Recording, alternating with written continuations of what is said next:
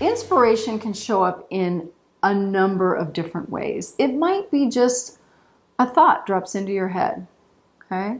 It might be that little pull to do something. I don't know where it's coming from, but you just feel like, I want to go do this thing. Whether that's go to the movies or move across the country, okay? It can be little, it can be big. It's those little nudges that we all get. It's that whisper that just comes out of nowhere. A lot of times it surprises you. It's an idea that shows up that, oh, I could do this. Might be related to your business, right? Might be related to a hobby or just, again, an afternoon. Okay? It's different than an idea that you brainstorm and come up with in your head. Okay? When I used to work in the ad agencies, we'd have brainstorming sessions all the time. Or we'd get everybody in the room and we would sit around and we'd say, this is the topic, and we would just think really hard and bounce ideas off each other and try to come up with ideas. Okay? You don't try to come up with an inspired idea.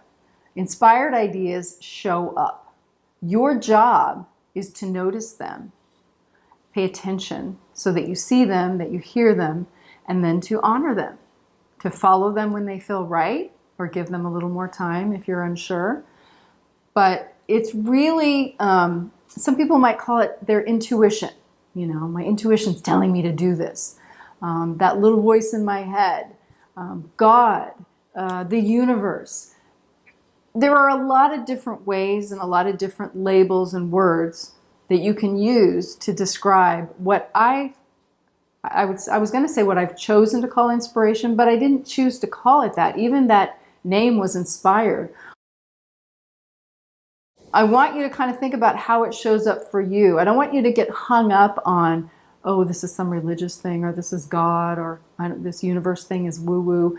I don't want you to get hung up on that. If you're a very straightforward person, it might be your gut. When your gut tells you to do something, or your intuition tells you to do something, or that little voice in your head that always seems to know what's best for you, but you fight against, when that tells you to do something.